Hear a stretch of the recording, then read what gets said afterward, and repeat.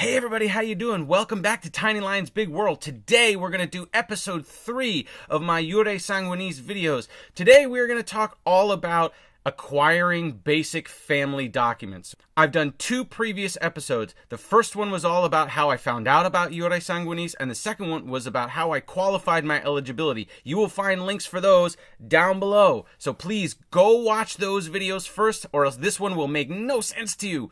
If you've watched those, alright, fasten your seatbelts, here we go. Once I was 100% sure, or as sure as I could be, that this was a valid thing, that Jure Sanguinis was a real thing, and that I was actually eligible, the very first thing that I did was schedule an appointment with the consulate. This is really important because from my experience with the San Francisco Consulate, I had to book my appointment 2 years out. In May of 2016, the first available appointment that I could find was for June of 2018, and I took it. Whatever you see as the first open appointment, take it. My understanding from the Facebook groups and some of the chat boards is that the other consulates also have extremely long wait times, and sometimes getting an appointment can be extremely difficult. So please be patient. Please keep trying. It is possible, but it may take you some time. It may take you months to make an appointment, so get on it right away. If you're even the least bit interested,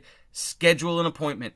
If you need to cancel it, you can always cancel it, but better to have one and need to cancel it than not. That was the very first thing I did. I went to the San Francisco Consulate website. I will include a link below for where I went and how I booked an appointment with Prenota online. So one of the things that I made sure to do was to keep checking back to the website for open appointments. And I was lucky enough to move my appointment forward by 4 months or so because of doing that over a few weeks. So on May 27th of 2016, I booked my first appointment.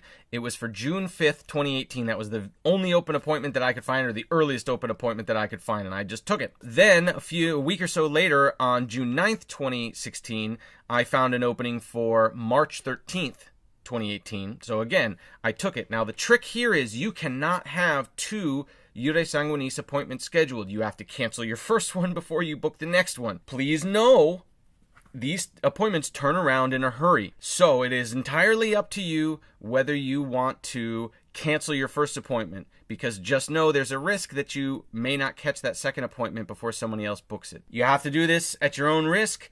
I don't necessarily recommend doing what I did. I was very lucky and was able to get it done. You also may be, but use your own judgment. And then also on June 11th of 2016, I found the appointment that I ended up staying with, which was for February 13th, 2018. All in all, I ended up with an appointment that was a little over 18 months from when I booked it. And I was okay with that because I knew that I was going to do the document acquisition myself. I wasn't going to hire anybody, and I wanted to take the time since I didn't have a few $1,000s to drop all at once. So I wanted to take my time, do it slowly over time, and that way it would be a little more affordable for me. The next thing I did was I joined all of these Facebook groups and chat boards and all of these communities that I was able to find so that I could start asking questions about how to go about getting documents from Italy. This was a challenge for me, especially since I was going it alone. I asked a few of the consulting services how they could help, what they could do, but honestly, I figured I would go as far as I could on my own first, and then if I just kept running into walls, then I would hire somebody. But I wanted to try to do as much as I could. Google is your best friend. When you're researching this, I don't know how people would have done this before the internet. It makes it infinitely simpler. I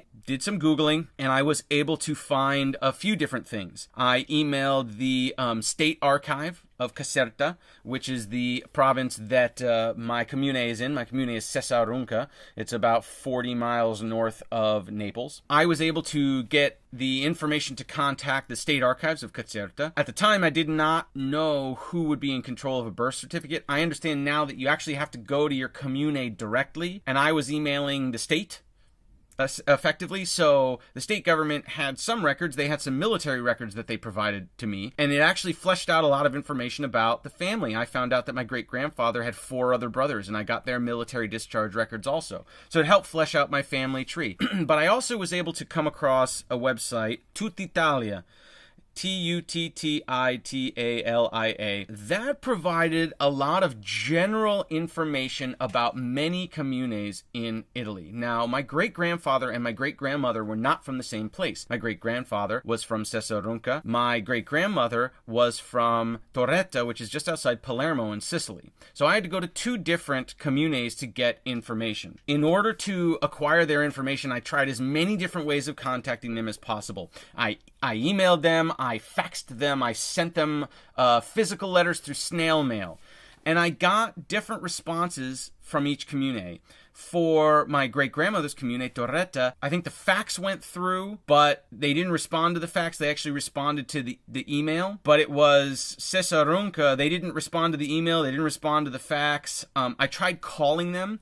The difficulty there was that I only spoke enough Italian to start the conversation, but I didn't understand enough to receive the information from her, so unfortunately that was totally not helpful. If you're running into roadblocks, you have to be creative. Here's how I ended up getting documents from my great-grandfather's commune of Sesarunca. I was talking about this to all of my friends, as many different people as I could, and anybody that knew anyone that was Italian or spoke Italian, I was trying to get to assist me because I thought that the best way would be to have someone call the commune and ask exactly what I needed to do to get it done. I asked a number of different people. I couldn't really find anybody to help. And then I stumbled on a Facebook group called Pro Loco Sesarunca. My understanding is that Pro Loco is kind of a local group that's sponsored by the community, not sponsored by the local government, but sponsored by the folks in the community that are kind of self-promotion, tourist board, but just born out of the community. That's my understanding of it. I may be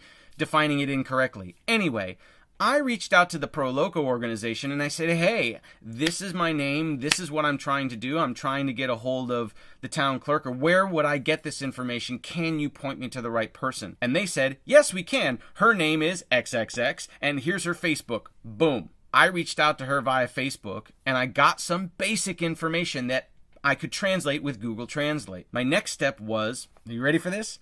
I had my friend's mother-in-law call Italy for me. And you know what? It worked! She called, she got all the information, she drafted a letter for me, she said, this is exactly what you need to do, here's where you need to send it, and boom. And I didn't even need to send them any money. I just sent them information, I made the request, and it showed up in my mailbox.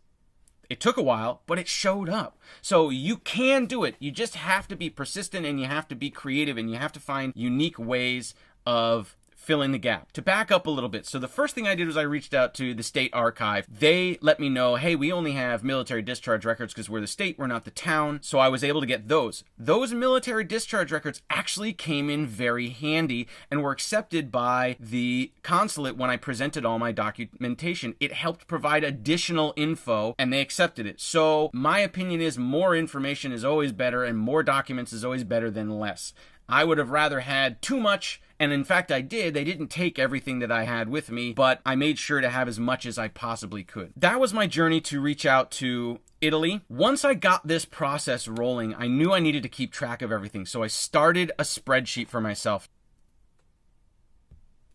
Okay, so I just started this spreadsheet and I called it Italian Documents. And I've kept different tabs for different things, but the first one that I did, the main page, is this. You'll see on the left-hand side here, I have all of the various documents that I would need. Birth certificate, apostilles, translations, marriage certificate, death certificates, all of the various moving parts. You'll see all of these boxes, save for one, are colored green. I had a color coding system. Whenever I sent something out in the mail, I would color something yellow. So everything was colored red at first, which meant I hadn't done anything. When I would send out for something, I would color it yellow, knowing that it was in process, and when I got it back, I would color it green, knowing that it was done. So here you'll see there's only one box colored yellow. That's because I sent out for a marriage certificate that I never ended up hearing back for, so it's gonna stay yellow. But the rest of these, I was able to put in the costs, I was able to put in all the places that I needed to go, so I could be researching what my next step was while I was waiting for documents to come in. and it really helped keep the whole thing moving along.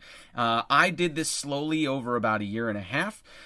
As I would send out for one document, and then when it came back, I would send out for the next one. And that way I could sort of pace myself, and I wasn't dropping a whole lot of money all at one time, but I knew that I was going to be slowly getting them. So I laid out everything I needed here. The US documents are fairly straightforward for the most part. Everyone's experience is going to vary here. I've heard all sorts of stories of people having far more difficulty than I did. I will just talk about the few things that tripped me up. I did things in stages. First thing I did was acquired all the documents I needed. Then I started the apostille process. So the next video I talk about is going to be only about apostilles and how to get apostilles, what they are, what they stand for, and what the whole deal is. But right now we're talking about documents. So I knew where my great-grandfather was born, and I knew where he lived. I knew where my grandfather was born and where he lived, and of course I knew where my father was born and he lived. And so I was very lucky to have built this family tree ahead of time so I could lean on that information to dig. Again, Google is your best friend here. All I had to do was Google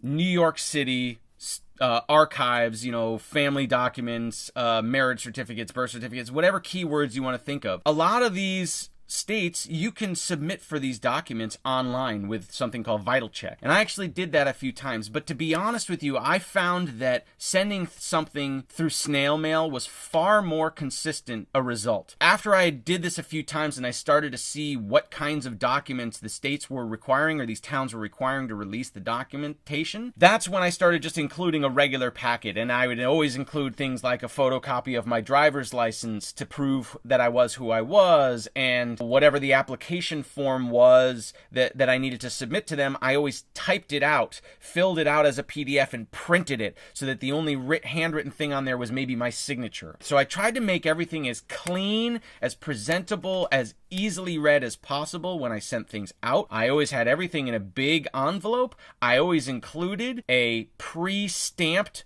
envelope inside. Now here's a quick tip. Post offices here in America are going to weigh your envelope and tell you how much it costs to send it. So I packed everything into an envelope, and I also folded another envelope and stuck it inside. Now I didn't seal that. I took it to the post office, I had them weigh it, and I had them give me that same postage times 2. Once for the big envelope that I'm sending everything to them, and once for the envelope that goes inside so they can send everything back to me. Sometimes they used the envelope, sometimes they didn't. But to be honest, the $2 or $3 that I was out from postage was nominal, and it was worth the risk because far more often than not, they sent it right back to me using my own envelope. Otherwise, it was a lot of digging into Google. Let me just quickly show you the second page of this. I know I'm bouncing around here a little bit, but I also kept a second tracker, and this tracked everything that I sent out. Again, I'm using the same color coding, except a little bit different. Green is something that I've received back. Yellow is something that I've sent out but haven't received yet. Red is something that came back but was an error, or I didn't receive, or something went wrong and I had to try again. I used this page specifically to track my costs because I wanted to know at the end of the whole thing, what did I spend for everything? I thought it would be an interesting exercise, so one of my summary videos is going to have that information in it, so stay tuned. But here you can see that I sent out, for birth certificates and when they came back and how much it was, how much was the postage, how much was the document itself. So that way I could figure out exactly what I had that was out that I was waiting for. I knew when I had sent it so that if I had to follow up, I could say, oh, it's only been a week, I shouldn't follow up, I should wait another week or so. So it really helped me stay organized over such a long period of time, trying to get all of these different bits and pieces together. The trickiest documents to get were the naturalization documents for my great-grandfather. So first thing I did was I made an appointment. Second thing I did was I started researching how to get stuff from Italy. Third thing I did was I created a spreadsheet for myself. Fourth thing I did was I entered in for a search to find the records for my great-grandfather's naturalization. And that can take 6 months to a year. So I did all this stuff within a couple of days of making my appointment with Prenota Online for the San Francisco Consulate. I just jumped right on it. Anything you can get a head start on, by all means, get a head start on. It's gonna be long. Even if you go to Italy and do this whole process in Italy, it's still going to be a process. So get a jump on whatever you can possibly get a jump on. When I requested the search for the naturalization stuff, you have to do that in two parts. First, you have to submit for the search so that they can find out whether they even have it or not. And once they find it, then you can say, well, can you send it to me? And then you have to pay them and they send it to you. And that also takes an extremely long time. So I had acquired most of my documents by the time I received any of that stuff from the United States Immigration Service. So what happened was, in the meantime, I was on the Facebook group, and a gentleman by the name of Chris Lorenzoni, who now has Lorenzoni Dual Citizenship Services. You should look him up. He's excellent and he does excellent work. But Chris Lorenzoni was starting his business, and he was looking to help some people out, and he was heading to the National Archives in New York City and asked if anybody needed anything. And I said, yeah, can you go and look for naturalization documents for my great-grandfather, because I haven't heard anything from immigration yet. And he said, sure. Now, Chris is awesome, because Chris came back to me, and I said, hey, you know, what do I owe you for all this? And he said, nothing. He said, pay me what you think this was worth. I'm just trying to get myself going here, and so I need the experience. Chris Lorenzoni, you are the man. You saved the whole process for me. Chris got me the red ribbon documents from NARA, and what's great is that while I ended up hearing back from immigration, the immigration documents only included the petition for naturalization, but the documents from the National Archives included the actual declaration of or citizenship acquisition document. I forget what it's called. I'll put it in here. Between the two, I had all of what I needed, but had I only gotten the immigration stuff, I may not have had all the details that I needed. It's cool, and I recommend getting multiple copies of documents from different agencies, especially something like the naturalization stuff, since that is such intense information and it's so crucial to your process.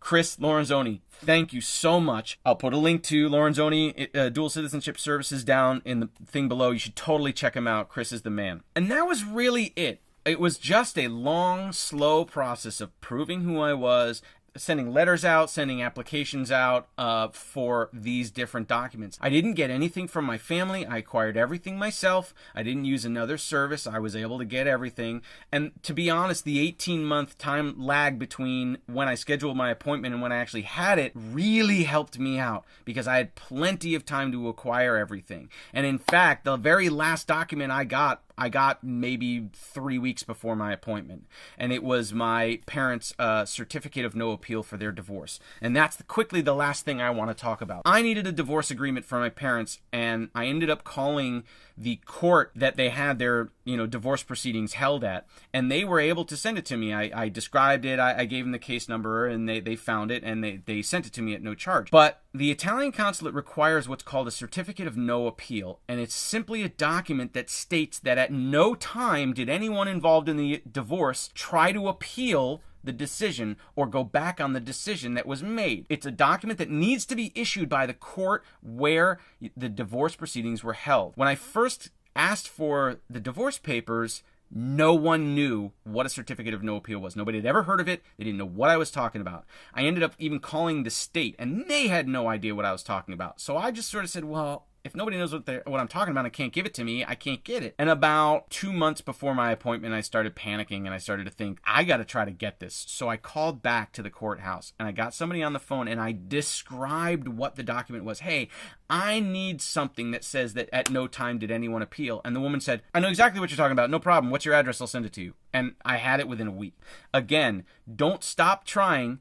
Keep it up. And be creative. If you're creative and you're polite and you're humble, you'd be amazed what you can accomplish. So that's about it for today. Thanks so much for bearing with such a long video. I'll try to edit this down, make it a little shorter, but I really appreciate you sticking around for the whole thing. I've got more information coming for you soon. In my next episode, we're going to talk just about apostilles, what they are and how to get them. Please check out the other videos on the channel. If you like this, please hit the like button. Please subscribe for more videos. Thanks so much to the Dual Citizenship Facebook groups. All you guys are wonderful. And the Italian Citizenship Social Club and the expats in Italy. I love you guys. I would not have been able to do this without you. Thank you so much. Thanks to Chris Lorenzoni. Please watch more Tiny Lions Big World, and we'll see you soon. Talk to you later. Bye.